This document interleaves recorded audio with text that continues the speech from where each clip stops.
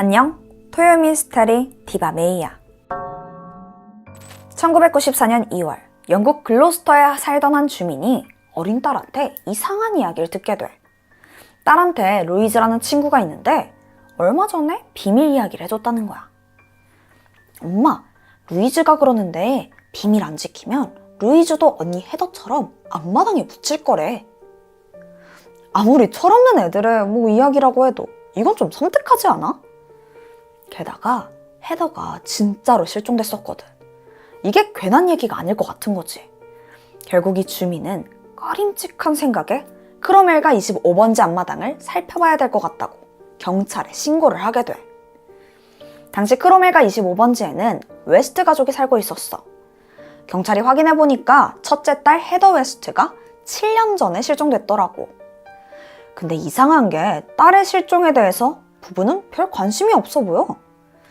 경찰이 실종된 헤더에 대해서 부부한테 물어봤더니 아빠 프레드릭은 애가 가출해서 연락은 안 되는데 들려오기론 매춘 부위를 한다 그렇게 들었어요. 남일 얘기하듯이 얘기하는 거야.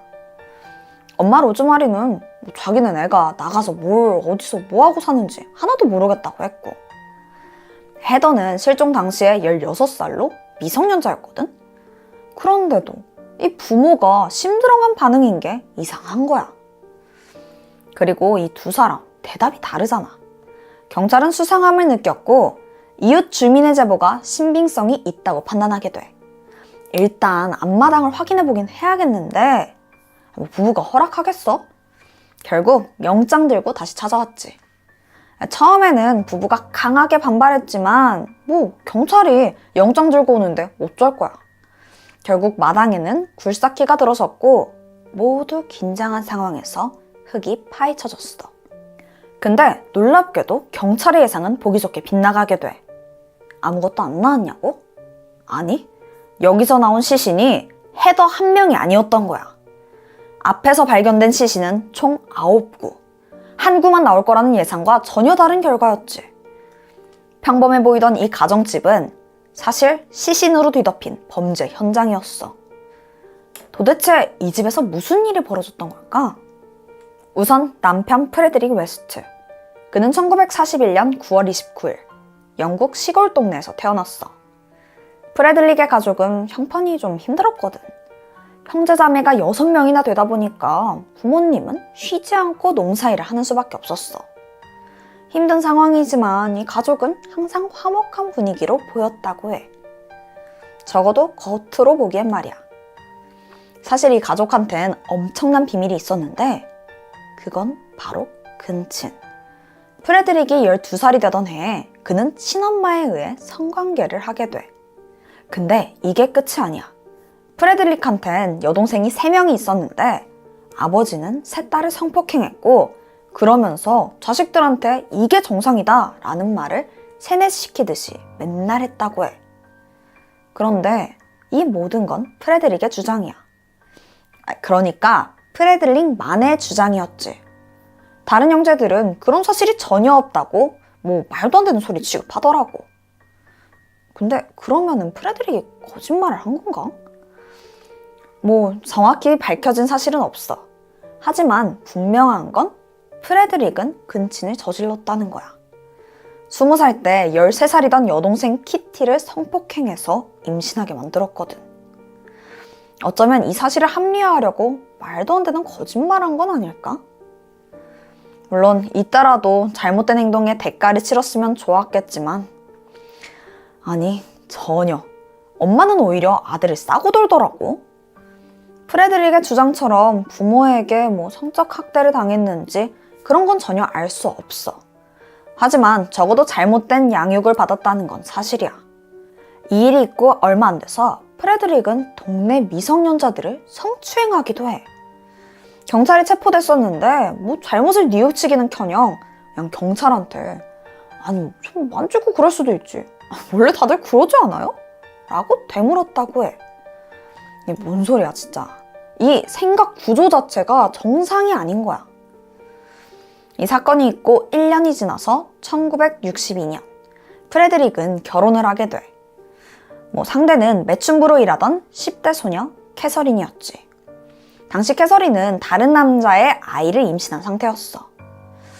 이 가족도 조금 막장으로 시작했지. 둘은 아이도 낳고 그래도 멀쩡하게 사는 것 같았지.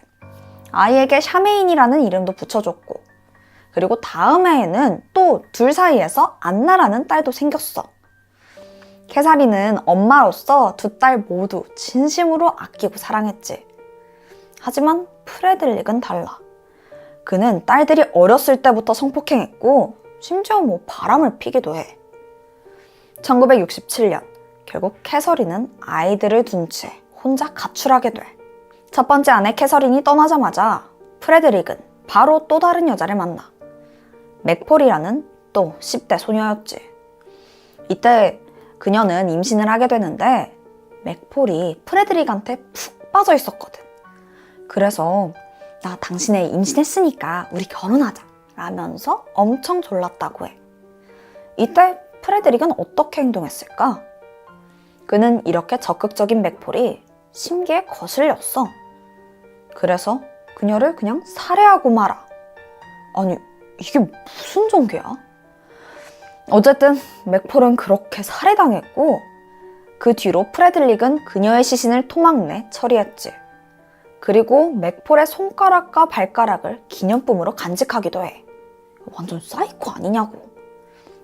심지어 그녀는 그의 아이를 임신한 상태였어.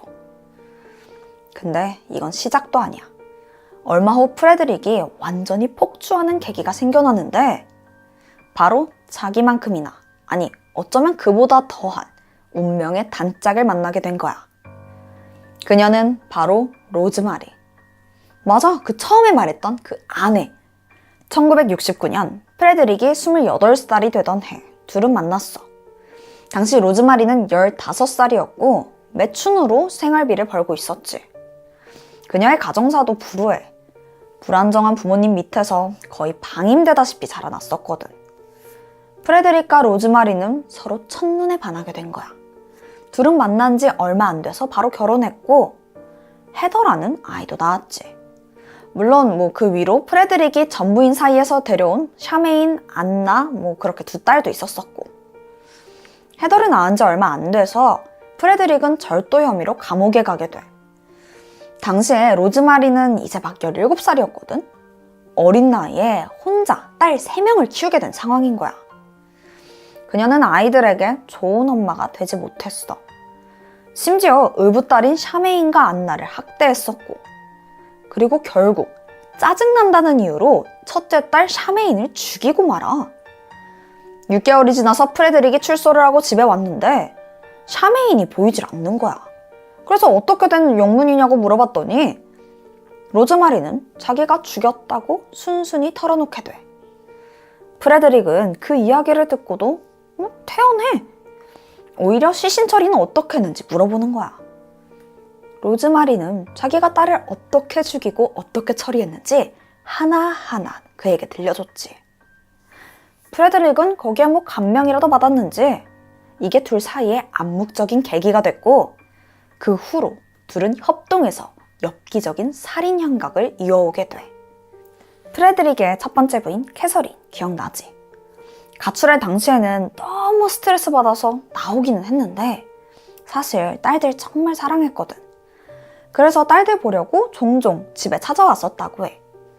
부부는 그녀에게 범죄가 탄로날 게 걱정됐고 결국 캐서린마저 살해했지. 두 번째 타깃이 됐던 거야. 한편 로즈마리는 결혼 후에도 매춘부로 일하고 있었어. 그러면서 7명의 아이를 더 낳았었고, 근데 그 아이들 중에 누가 프레드릭 아이고 누가 손님 아이인지 전혀 구분할 수 없었다고 해. 그리고 이 아이들은 불행하게도 끊임없는 학대와 성착취를 당했어. 그리고 이때 크로멜가 25번지의 가족들은 보금자리를 잡게 돼. 여기서 끔찍한 학대와 사륙이 이어졌던 거야. 주로 범죄가 벌어지는 곳은 이 집의 지하실. 프레드릭은 이곳에서 자녀들을 성폭행했다고 해. 그런 끔찍한 일을 저지르면서 아빠와 딸들은 원래 이러는 거야 라면서 아이들을 가스라이팅 했지. 이거 너무 역겹지 않아? 그리고 항상 아무한테도 말하면 안 된다면서 애들 입막음을 철저히 시켰다고 해. 하지만 부부 사이에서 나온 첫째 딸 헤더는 이 모든 것이 더 이상 견디기 힘들었어. 그래서 고민하다가 친구에게 도움을 요청하려는데 안타깝게도 이 사실이 부부에게 발각돼. 그리고 얼마 후 그녀는 실종됐지. 아니, 정확히는 부부에게 살해당하고 앞마당에 매장된 거야. 그 후로 프레드릭과 로즈마리는 나머지 아이들에게도 너네 말 안 들으면 언니처럼 앞마당에 묻힌다 라면서 겁을 주었다고 해. 그 말이 결국 소문이 되어서 부부의 덜미를 잡은 거고. 근데 시신이 9구나 나왔다고 했잖아. 그렇다면 나머지 피해자는 대체 누구였을까? 경찰은 이들의 신원을 알아내려고 이것저것 조사를 했지만 이게 쉽지가 않더라고. 그런데 이때 아주 결정적인 증인이 등장하는데 그녀는 캐롤라인 로버츠, 웨스트 부부 집에서 보모로 일하던 여성이었어. 그녀가 이 집에서 일을 하던 당시에 부부에게 성적 학대를 당했다는 거야. 캐롤라인을 지하실로 끌고 가서 감금하고 성폭행까지 저질렀다고 해. 막 목을 조르고 이런 고문도 이어졌었고. 그녀가 반항을 할 때면 너도 다른 애들처럼 묻어버리겠다면서 협박했었대. 캐롤라인은 이 부부가 너무 두려웠던 거야. 그래서 살기 위해 협조하는 척 할 수밖에 없었다고 해. 그러다가 눈치를 봐서 그 집에서 간신히 도망치는데 성공했고, 그 후 이 부부를 피해서 몰래 숨어 살고 있던 중이었어. 계속된 협박과 학대로 캐롤라인은 숨어있는 와중에도 그들이 언제든지 찾아와서 자기를 죽일 거라는 공포에 휩싸여 있었다고 해. 그래서 경찰에 신고도 하지 못했었고. 하지만 그들 집에서 시신이 발견됐다는 소식을 듣고 용기를 내서 경찰에게 증언하러 온 거야. 그녀의 용기 덕에 시신들의 신원은 빠르게 확인됐지. 캐롤라인은 지금까지 목격했던 그들의 범죄를 하나하나 증언하기 시작했어. 처음에 피해자를 물색할 때 웨스트 부부는 집에 아이가 있다는 점을 이용했어. 그래서 보모를 모집하기 시작해. 숙식을 제공한다는 말에 돈을 벌러 이주해온 여성들이 지원을 하게 됐던 거야. 당연히 다들 다른 지역에서 왔으니까 근처에 딱히 아는 사람도 없었었고, 또 숙식도 이 집안에서 해결했으니까 사라졌는지 알아챌 수도 없었었지. 친절한 척 처음엔 착하게 대하다가 부부는 점점 본색을 드러냈고 그들을 겁주면서 괴롭히기 시작해. 처음엔 때리기만 했었는데 갈수록 성적으로 학대하고 고문하고 끝내 살해하게 된 거야. 그리고 시신은 지하실이나 뒷뜰에 파묻었고. 몇 명을 죽이고도 안 걸렸잖아? 부부는 점점 더 대범해졌어. 이젠 직접 거리로 나서서 예비 희생자들을 찾아다니기 시작해. 우선 첫 번째 타겟은 버스 정류장에 줄 서 있는 여성들. 부부가 같이 다니면 피해자가 경계심을 풀 거라는 사실을 이용했지. 버스가 오래 걸린다 싶으면 우리가 태워다 주겠다 라면서 어린 소녀들을 유인한 거야. 지금에야 사람들이 낯선 차에 안 타지. 그 시대 때는 히치하이킹처럼 서로 차 태워주고 그런 게 흔했다고 해. 심지어 부부다 보니까 다들 의심 없이 그 차에 올라탔던 거지. 그렇게 차에 탄 소녀들은 지하실로 끌고 갔고 끔찍하게 고문 후 살해당했던 거야. 부부는 여성들을 납치하고 성폭행한 뒤 살해하고 또 시신을 절단해. 그리고 마당에다가 처리하는 수법으로 계속해서 범죄를 저질러 왔어. 이 모든 사실이 밝혀졌고 프레드릭과 로즈마리는 즉각 체포됐지. 이후 프레드릭은 추가 범행을 자백하기도 하는데 그의 말에 따라서 근처 뒷산을 수색해봤다? 거기에는 시신 3구가 추가로 발견됐다고 해. 그렇게 발견된 시신은 총 12구. 하지만 전문가들은 이 부부가 더 많은 살인을 저질렀을 거라고 추측했어. 자, 그러면 재판은 어땠을까? 얘네 재판에서도 하는 짓이 진짜 가관이야. 프레드릭은 자기 죄 싹 불었거든? 근데 그거 다 자기 혼자 한 거래. 혼자서 단독 범행한 거다 라는 거야. 그러면서 아내 로즈마리는 아무것도 몰랐다면서 엄청 감싸고 돌더라고. 아니 근데 피해자 납치할 때 같이 있었잖아. 근데도 프레드릭은 이게 다 혼자 했다라고 한 거지. 왜 그랬는지 알아? 사랑하는 아내 로즈마리를 보호하기 위해서였어. 그녀만큼은 풀려나길 바랬던 거지. 그럼 로즈마리의 반응은 어땠을까? 자기는 진짜 프레드릭 말대로 진짜 몰랐다. 일체 발뺌하더라고. 이런 그녀의 모습을 보고 많은 범죄 전문가들은 로즈마리가 어쩌면 프레드릭보다 훨씬 더 뻔뻔하고 냉혈한 범죄자일 거라고 판단했어. 애초에 생존자들의 증언부터 물적 증거까지 분명 그녀도 같이 공범이라고 가리키고 있는데 어쩜 이렇게 뻔뻔하게 거짓말하냐고. 그녀의 진술도 당연히 앞뒤가 안 맞았고 보통 거짓말 들통나면 결국엔 막 포기하고 자백하잖아. 로즈마리는 아무리 자기 거짓말인 거 들켜도 눈 하나 깜빡하질 않아. 자기는 진짜 몰랐고 남편 다 혼자 한 거다. 끝까지 결백 주장하더라. 프레드릭과 로즈마리는 조사 내내 철저히 분리돼 있었어. 그러다가 처음 만나게 된 게 재판장이었지. 프레드릭은 로즈마리 오랜만에 만나서 막 가까이 몸 기대고 여전히 막 애정을 표현했다고 했대. 근데 로즈마리? 그걸 싹 무시하는 거야. 프레드릭이 보내는 편지도 다 돌려보냈고. 여기에 충격을 받았는지 결국 프레드릭은 단독 범행이라는 자신의 진술을 뒤집었어. 결국 법정에서 로즈마리와 함께 저지른 범죄라는 걸 시인하게 돼. 그러던 1995년 1월 1일 프레드릭은 수감되어 있던 교도소에서 사망한 채 발견돼. 담요로 목을 매서 극단적인 선택을 했던 거야. 근데 그 옆에 유서가 남겨져 있었는데 로즈, 당신은 내 평생의 연인이야. 우리들의 사랑은 영원해. 곧 생일인데 줄게. 내 목숨밖에는 없네. 미안해. 그리고 사랑해. 너무 소름 끼치지? 로즈마리 배신에 상심해서 스스로 목숨을 끊었을 걸로 추측되기는 해. 근데 이 상황에서도 로즈마리 어땠는 줄 알아? 와, 진짜 냉정하더라. 눈 하나 깜빡 안 하고 일관되게 자기는 무죄다라고 주장하더라고. 하지만 증거는 거짓말 안 하지.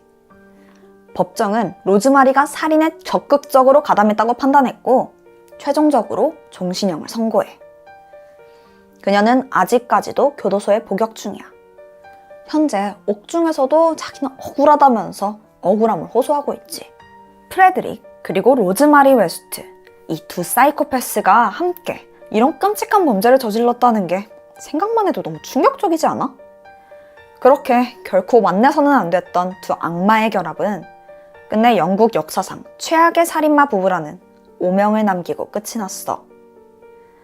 내가 준비한 스토리는 여기까지야. 그럼 지금까지 디바메이. 우린 다음 영상에서 만나. 안녕하세요. 토요미스테리 디바제시카입니다. 영국 런던 남부에 위치한 부유하고도 조용한 소도시 사우스필드. 인구가 총 2만 명도 되지 않는 데다가 한번 여기에서 정착을 하면 웬만해선 이사를 하는 경우가 드물다고 합니다.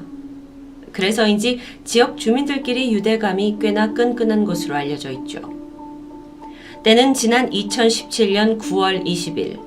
이 평온하던 마을에 알 수 없는 매캐한 냄새가 퍼지기 시작합니다. 주민 한 명이 무슨 일인지 보기 위해 밖으로 나왔고 곧 건너편 집에서 연기가 피어오른 것을 발견하죠. 그는 곧장 소방서에 신고 전화를 했습니다. 같은 시각 집 근처를 지나던 또 다른 이웃 역시 담장 너머로 연기를 눈치챕니다. 그는 집주인한테 이걸 알려줘야겠다라고 바로 마당으로 들어서는데요. 뭐라? 화재가 아닌가? 집주인으로 보이는 남성이 정원 한켠에서 모닥불에 장작을 던지고 있었습니다. 옆에는 바베큐 도구가 놓여 있었고요. 아니었구나. 안심하고 가려던 찰나 이미 신고를 받은 소방차가 문제의 집에 도착합니다. 바베큐 연기가 너무 심해서 비롯된 해프닝으로 마무리하려던 찰나 예상치 못한 광경이 펼쳐집니다. 갑자기 요란한 사이렌과 함께 5대가 넘는 경찰차가 이 집을 둘러싸더니 신속하게 폴리스 라인을 치기 시작한 겁니다.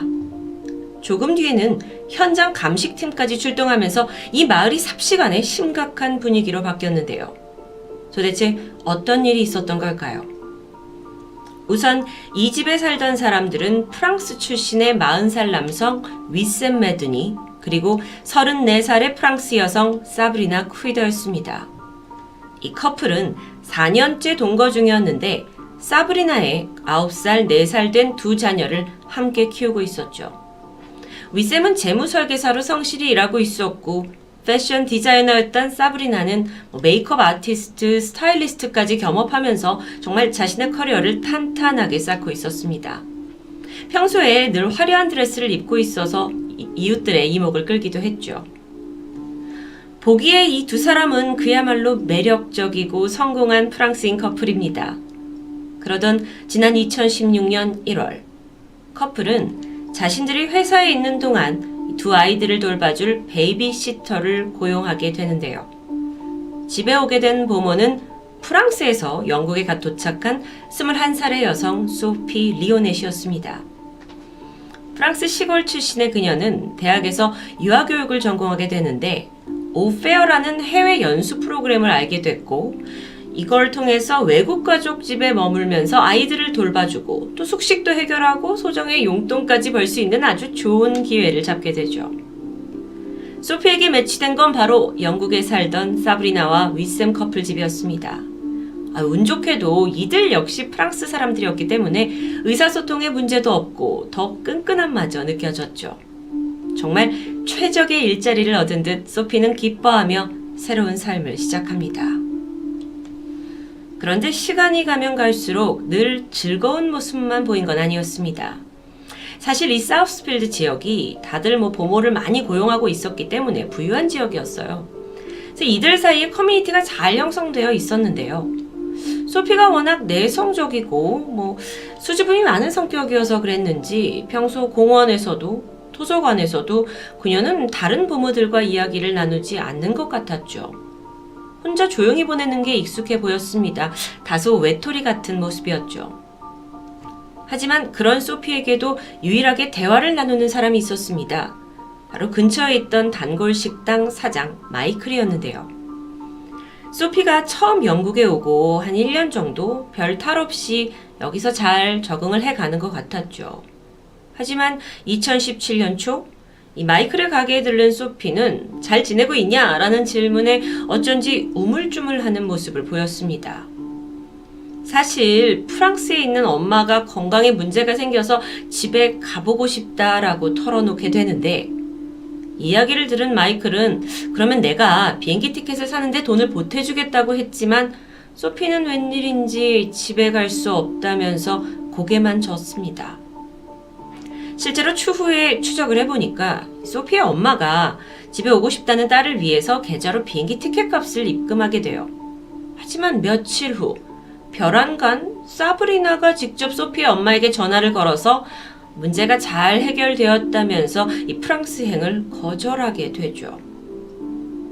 그럼에도 마이클이 보기엔 소피의 상황이 나아지지 않는 것 같았습니다. 아니 보니까 점점 몸이 야외어갔고요. 어떤 날은 머리도 빗지 않은 채 그냥 어제 입은 똑같은 옷을 입고 계속 나타나는 겁니다. 그리고서는 과자 한 봉지를 사서는 막 허겁지겁 먹고 사라지곤 했어요. 그러던 어느 날 소피가 마이클 앞에서 별안간 눈물을 흘리게 됩니다. 그리고 그 이유를 들어보니 믿을 수 없을 만큼 충격적이었는데 집주인 사브리나가 그녀를 구타했다는 겁니다. 자초지종을 보니까 사브리나의 다이아 반지 하나가 없어졌는데 보모인 소피 네가 훔친 게 아니냐며 추궁을 했고 그 끝에 손찌검을 했다는 겁니다. 근데 이것뿐만이 아니었어요.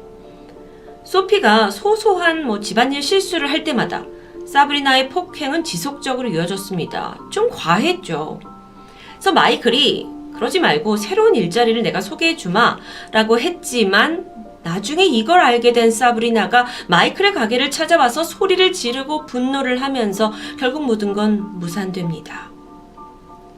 그렇게 불안한 날들이 이어지던 2017년 9월 20일 그날 사브리나의 집 정원에서 불이 났다는 신고가 들어왔고 소방관이 방문한 상황이었죠.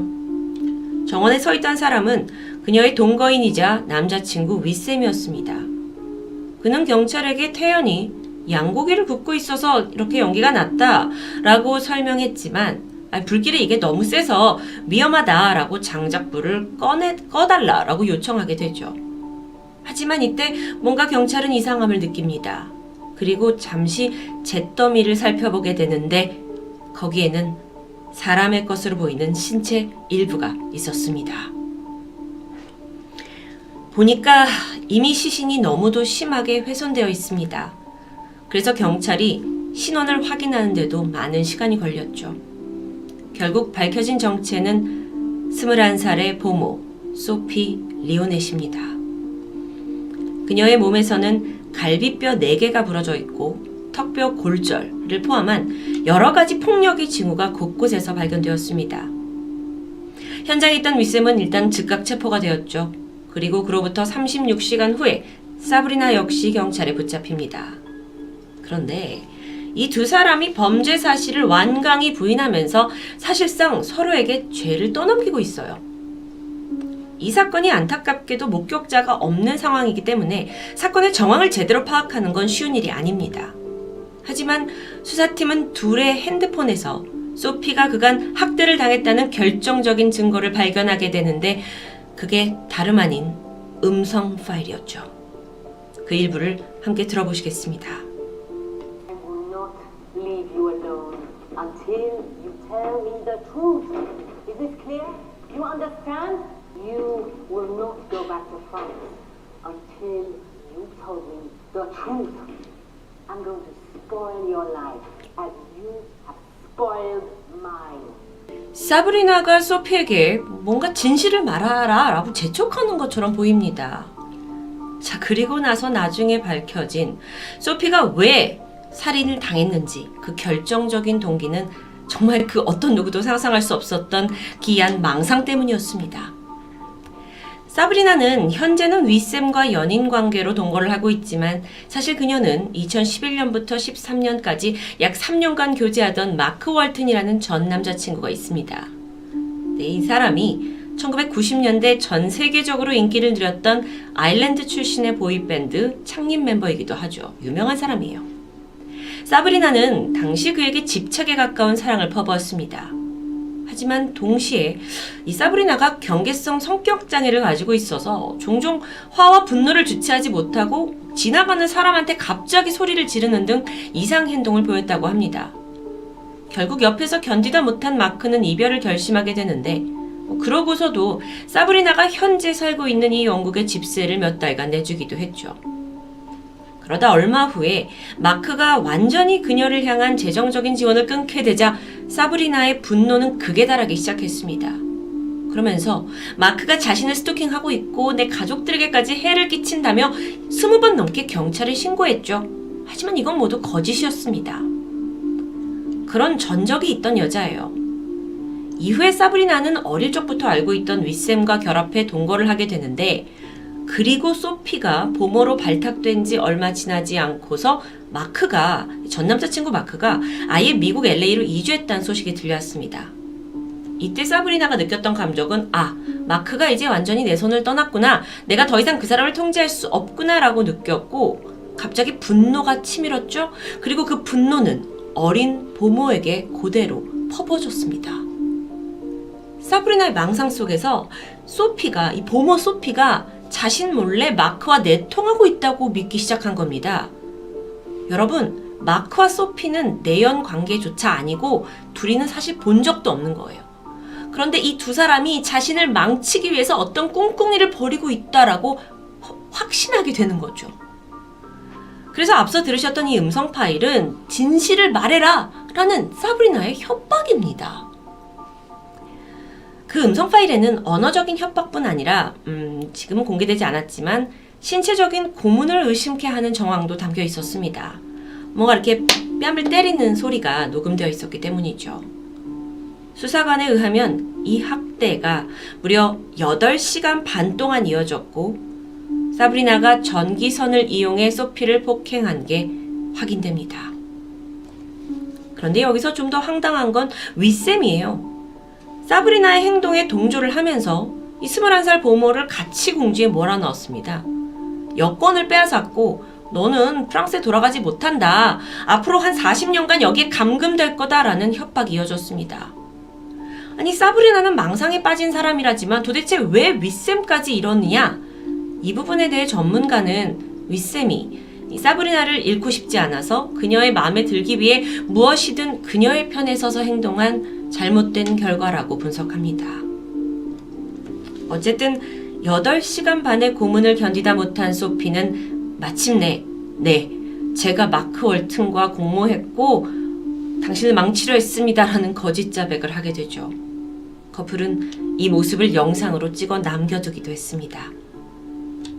그렇게 자백을 했는데도 몇 시간 후 소피는 싸늘한 주검이 돼서 이 집 정원에 있는 장작 더미에서 발견된 상황입니다.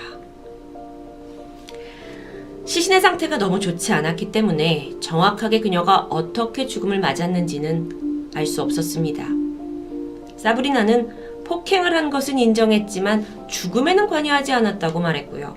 대신 소피가 죽던 날 남자친구 윗셈이 욕실에서 그녀를 물고문한 걸 봤다고 말했죠. 하지만 윗셈은 달랐습니다. 정확히 이 주장과 반대로 내가 자고 있었고 소피가 그녀에게 물고문을 한 거라고 말하는데요. 이후 영국에서는 강력한 조사가 이뤄졌고 결국 이 두 사람이 함께 소피를 물고문했다는 것이 밝혀집니다. 자, 그렇다면 죽은 그녀의 시신을 어떻게 처리할까 두 사람이 고민을 하다가 결국 불태우는 방식을 선택했는데 덜미가 잡히고 말았던 거죠. 뒤이어 열린 재판.